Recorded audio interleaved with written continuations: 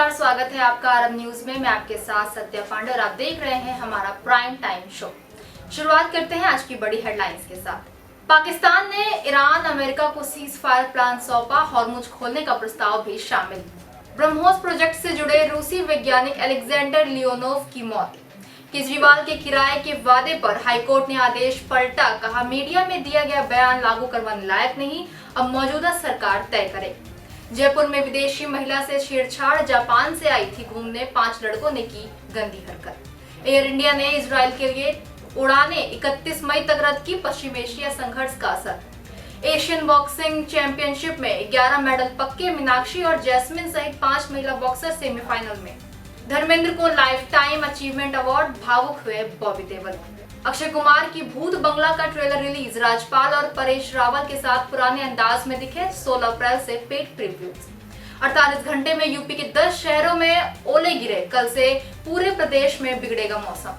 CM Nitish ने Vidhan Parishad guest house का किया उद्घाटन, सम्राट चौधरी के सामने लगे निशांत कुमार सीएम जिंदाबाद के नारे।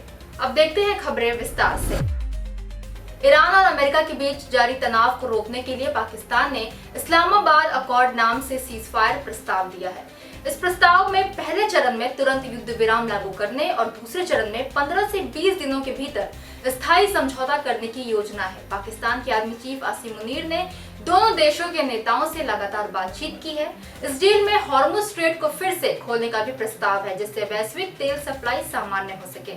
अगर ये समझौता होता है तो इससे अंतर्राष्ट्रीय बाजार और कच्चे तेल की कीमतों पर बड़ा असर पड़ सकता है।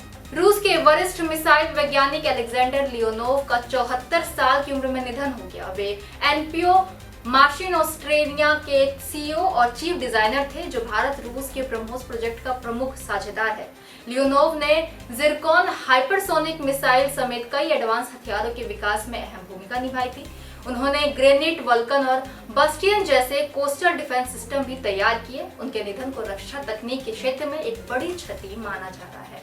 दिल्ली हाईकोर्ट ने लॉकडाउन के दौरान दिए गए अरविंद केजरीवाल के बयान को कानूनी रूप से लागू करने से इनकार कर दिया। कोर्ट ने कहा कि प्रेस कॉन्फ्रेंस में दिया गया बयान कानूनी वादा नहीं होता। दरअसल केजरीवाल ने मकान मालिकों से किराया न लेने और सरकार द्वारा मदद का आश्वासन दिया था। इसके बाद कुछ मजदूरों ने कोर्ट में याचिका दायर की थी। अब अदालत के इस फैसले से साफ हो गया कि ऐसे बयानों को लागू नहीं कराया जा सकता।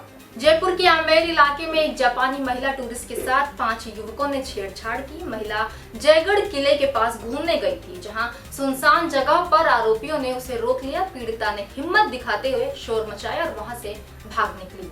सिक्योरिटी गार्ड की मदद से तुरंत पुलिस को सूचना दी गई। पुलिस सीसीटीवी फुटेज के आधार पर आरोपियों की तलाश में जुटी हुई है। एयर इंडिया ने सुरक्षा कारणों से दिल्ली तेल अवीव रूट की उड़ानें 31 मई तक रद्द कर दी है। पश्चिम एशिया में बढ़ते तनाव के कारण यह फैसला लिया गया है। इससे 40,000 से ज्यादा भारतीय यात्रियों पर असर पड़ा है। यात्रियों को अब जॉर्डन या मिस्र के रास्ते भारत आना पड़ रहा है। भारतीय दूतावास ने हेल्पलाइन और रजिस्ट्रेशन सेवा शुरू कर दी है। खबरों में आगे बढ़ते हैं। एशियन बॉक्सिंग चैंपियनशिप में भारत के 11 मुक्केबाज सेमीफाइनल में पहुंच गए हैं। इसमें 5 महिला और 6 पुरुष खिलाड़ी शामिल हैं। मीनाक्षी और जैस्मिन ने अपने मुकाबले 5-0 से जीतकर शानदार प्रदर्शन किया। पुरुष वर्ग में भी कई खिलाड़ियों ने दमदार जीत दर्ज की है। भारत के लिए ये टूर्नामेंट अब तक बेहद सफल साबित हो रहा है। अगली खबर एंटरटेनमेंट जगत की तरफ से। धर्मेंद्र को मरणोपरांत लाइफ टाइम अचीवमेंट अवार्ड से सम्मानित किया गया। उनकी जगह बॉबी देओल ने यह अवार्ड रिसीव किया। मंच पर स्पीच देते हुए बॉबी देओल काफी भावुक हो गए। उन्होंने अपने पिता के योगदान और उनके आखिरी दिनों को याद किया। यह पल दर्शकों के लिए काफी भावुक करने वाला रहा। अक्षय कुमार की फिल्म भूत बंगला का ट्रेलर रिलीज हो गया है। फिल्म का निर्देशन प्रियदर्शन ने किया, जो अपनी कॉमेडी फिल्मों के लिए जाने जाते हैं। ट्रेलर में हॉरर और कॉमेडी का बेहतरीन मिश्रण देखा जा रहा है।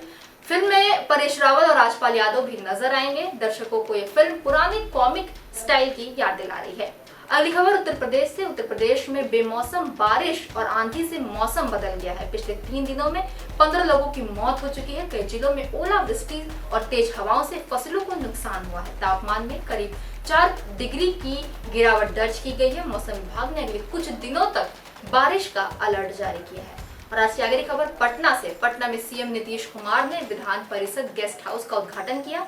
इस दौरान कैंटीन, लाइब्रेरी और सामुदायिक केंद्र का भी उद्घाटन किया गया।